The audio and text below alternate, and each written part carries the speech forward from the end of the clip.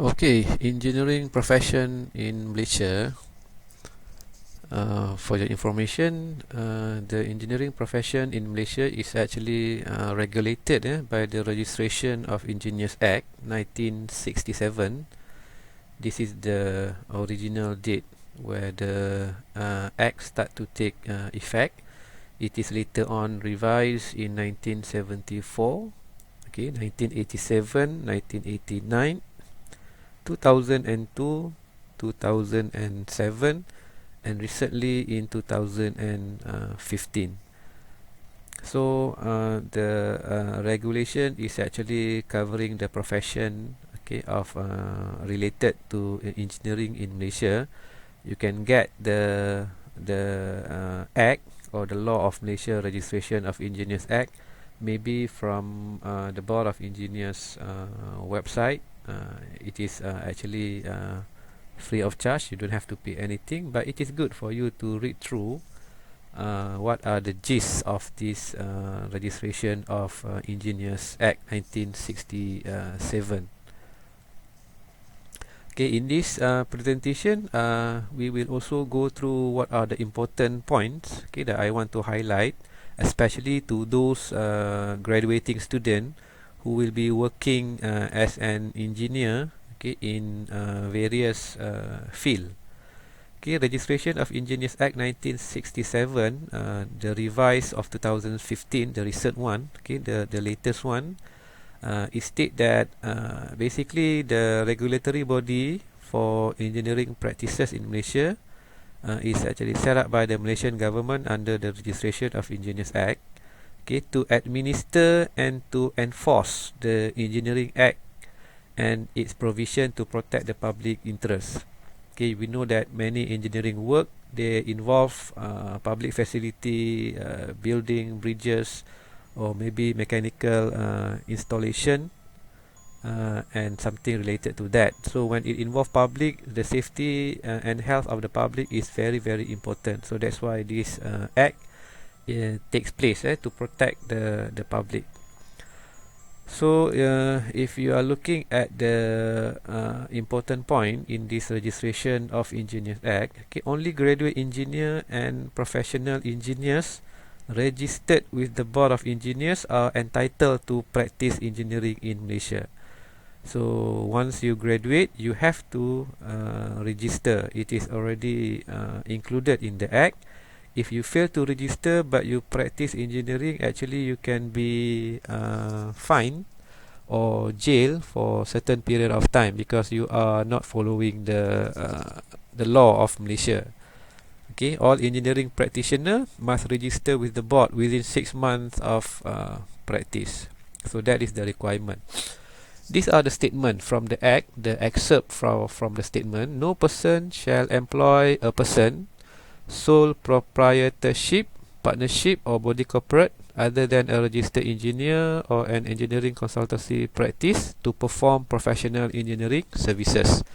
Okay, section 24A bracket 1 Registration of Engineers Act 1967 revision 2015. So this is the summary lah. I mean, if you are not registered, you cannot practice engineering. Okay, now let's have a look. There are a number of parties. They get confused between the Board of Engineers and also the Institution of Engineers Malaysia. What are the difference? So in terms of the understanding between the role of BEM and IEM, these are some of the important points. Okay, for the Institution of Engineers Malaysia, it is actually a learned society, okay, where engineers of various disciplinary in every sector of economic activity, they come together for mutual helpfulness, sharing of experiences and also technologies. So it is an avenue where we get together, we discuss, we talk about our current issue related to technical or non-technical engineering, non-engineering, okay, everything, but focusing on this technical thing lah. Okay, IEM usually they work closely with the board to enhance the status of engineers in the society. Okay, actually in the IM there are many seminar, many workshop organized by the Institution of Engineers Malaysia, whereby we can join, and it is actually beneficial to us lah. Okay. Most importantly, I think in terms of networking, you can meet a number of other engineers, okay, which might open up some kind of networking with you. Okay, it helps young engineers to establish themselves in the rank. It establish a social linkage between engineers all over the country. Okay, and in general, a learned institution for practicing engineers in Malaysia for networking, technical learning, and also socializing. So this is the main function of the Institution of Engineers Malaysia, and whereby the Board of Engineers Malaysia, okay, it is actually a regulatory body for engineering practices in Malaysia. It is set up by the Malaysian government under the Registration of Engineers Act. Okay, 1967, to administer, to enforce the Engineering Act and its provision to protect the public interest. Okay, the keywords here is the regulatory body. So BEM is actually the regulatory body that overlook the profession of engineering, or the profession of engineers in Malaysia. So that is the difference. IEM is actually the learned society. Okay, where you can use that platform for your networking and whatnot, and whereby the Board of Engineers is actually the regulatory body. Okay, this is a sample on how you can proceed, or how you can apply for your professional engineer, okay, via the IEM requirement. Actually, the difference is not that much. It is more or less similar. I mean, in terms of the content, in terms of the preparation, in terms of the experience, they are exactly the same, I would say, in order for you to go for your professional engineer. Okay, in summary, if you want to go for your professional engineer, okay, you are required to obtain professional experiences, okay, in these three, possibly three lah. I mean, there are many routes, there are options. Either you can go for the planning, design, execution, management of engineering work, or okay, you can go through your professional engineer, through your engineering research. This is especially true, number 2 here, for those engineers working in R&D status company, as an example. Okay, what are the R&D status company? There are many engineering R&D office or companies in Malaysia. For example, you have Petronas Research, you can have the Intel, some research and development department. You can also have TNB, okay, TNB Research Sdn Bhd. Okay, and MIMOS can also be considered as part of the research institution.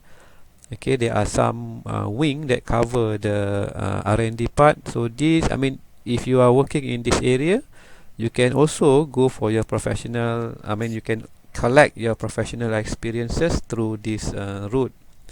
Or you can also go through your teaching of engineering profession. Okay, teaching of engineering, lecturer teaching engineering can also go for your DRPE through this route.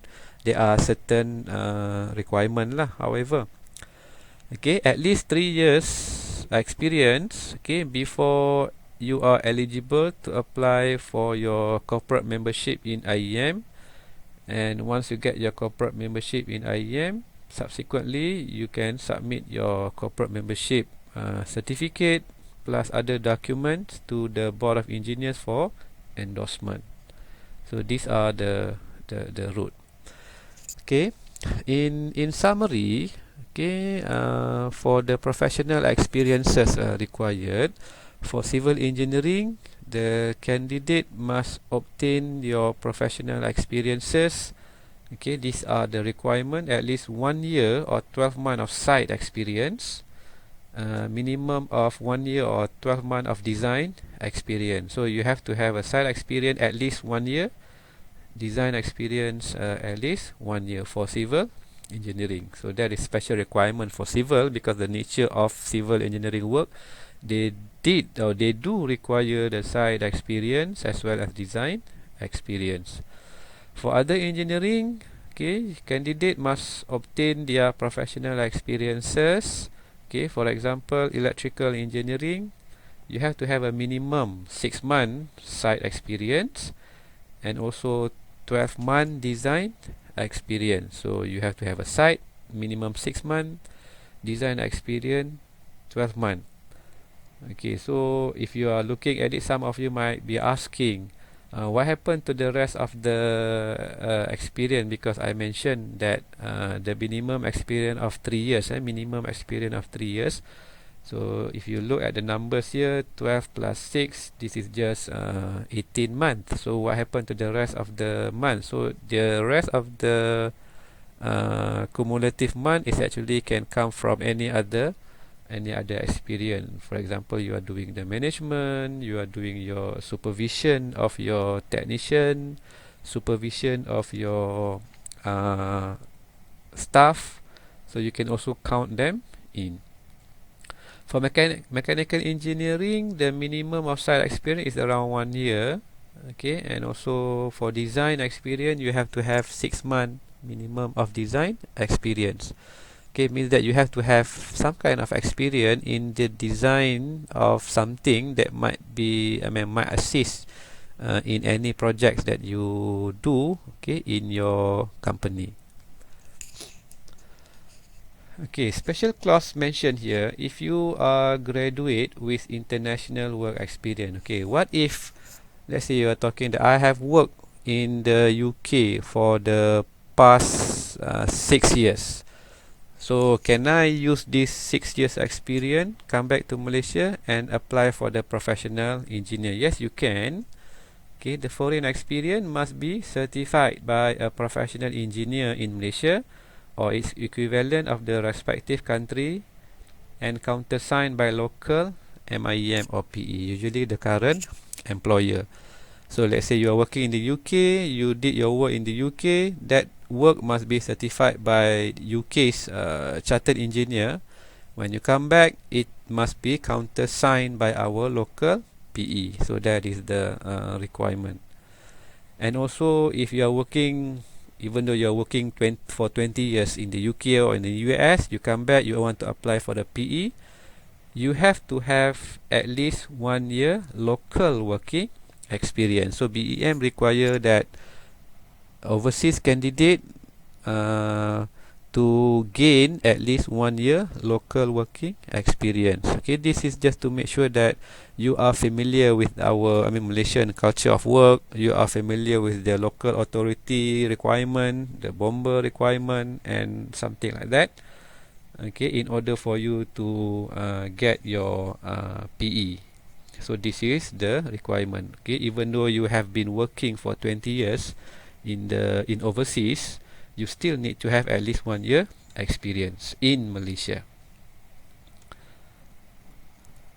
Right, in terms of the assessment, what are the attributes, or what are the what do you call that? What are the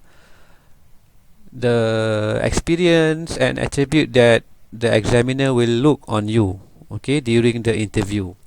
Okay, it can be categorized into 5. You have to have a knowledge and also understanding of your work, right? Knowledge of your mechanical engineering or knowledge of your electrical engineering, and also understanding of what you have done for the past minimum 3 years as an example.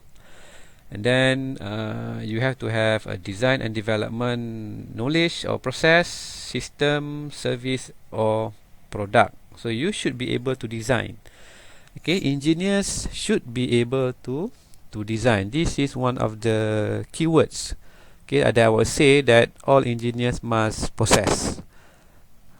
Right. So the first two here is related to the technical knowledge, to your understanding in terms of your engineering knowledge, and the last 3 here is actually soft skill. I would say soft skill. You will be checked, or you will be assessed on your responsibility, on your management, on your leadership. Okay, you will be assessed in terms of your communication, whether you can communicate well, whether you can present, whether you can write a good report and whatnot. You are also assessed on your interpersonal skill.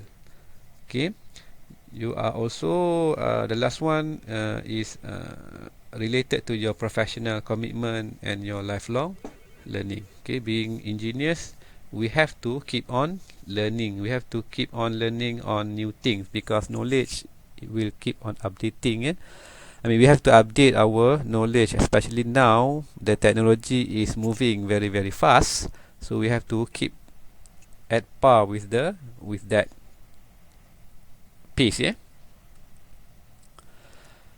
Okay, professional interview, what are the requirements? Let's say you have got your experience, minimum 3 years, maybe 5 years. You have compiled all your experience, or in terms of the submission, or in terms of the professional interview requirement, what are needed.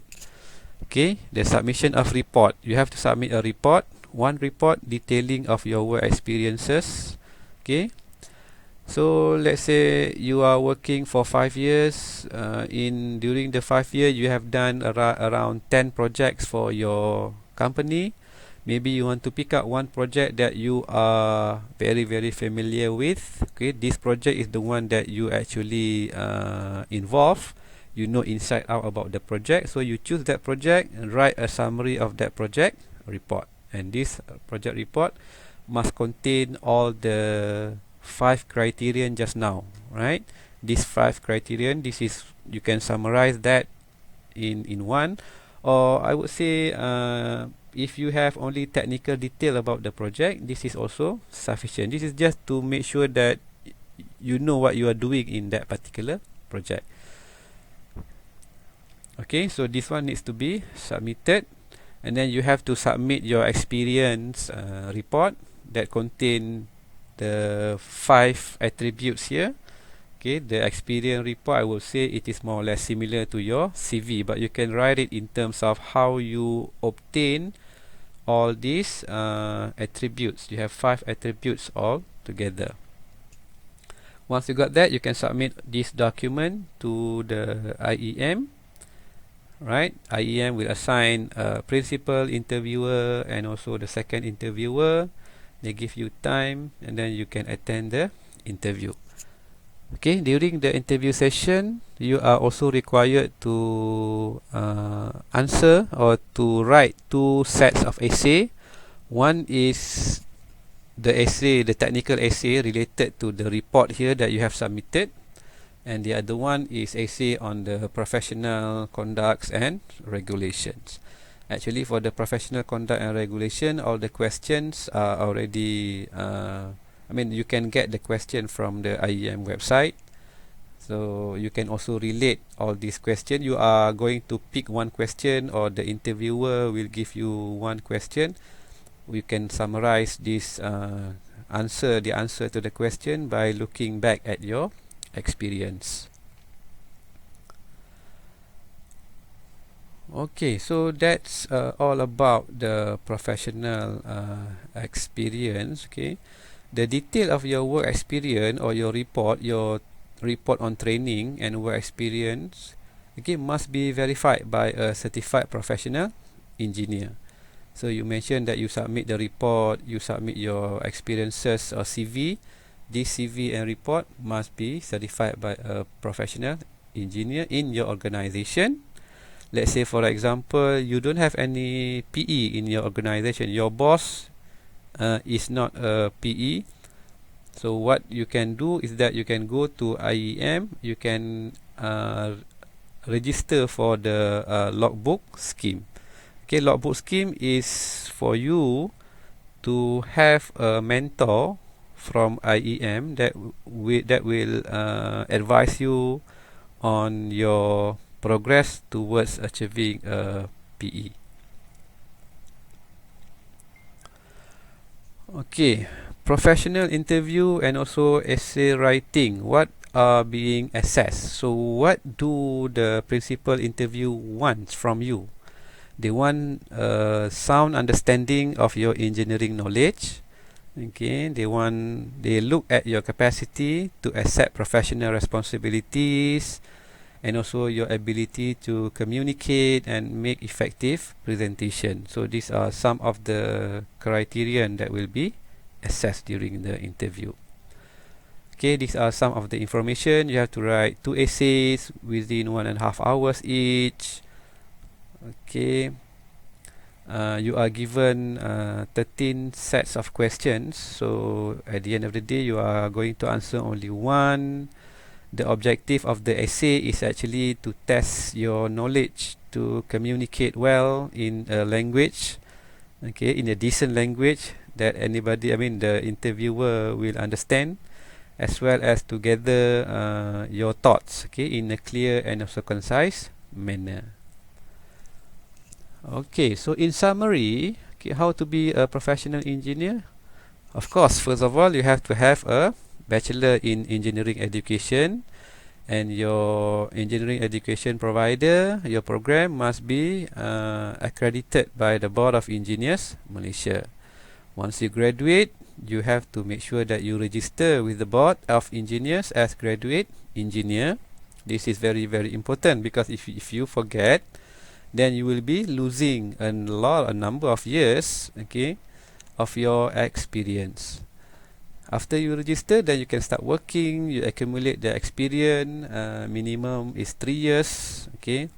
However, if you have more than 3 years experience, definitely you know much more compared to those only experience of 3 years.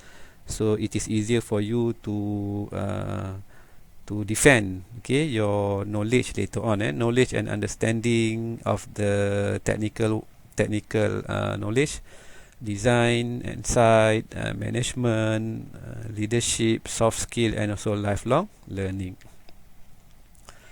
Okay, in parallel to number 3, okay, let's say in your company you don't have any PE to mentor you. Okay, if no PE at workplace to endorse your experience, you can go to IEM and you can enroll for the logbook scheme. This is where IEM will provide you with a mentor, okay, as your guide, who will be advising you throughout your journey towards getting your PE. Okay, and then bear in mind that you have to keep copies of all evidence and also experiences during your work. For example, you can keep a copy of a technical drawing, calculation, minute of meeting, site picture, and whatever related to your work. Of course, okay, you have to get permission from your company if you want to keep the copies of all this information. Okay, once you got that, you can submit your application, and let's hope for the best. Alright, so basically that's sum up, okay, the route to a professional engineer. And I hope by listening to this presentation, you should have some idea on how can you proceed to your professional engineer, okay, right after you finish your study. Okay, I think that's all from me. I wish you all the best. Hopefully you can finish your study, start working, and let's aim to be a professional engineer. Thank you.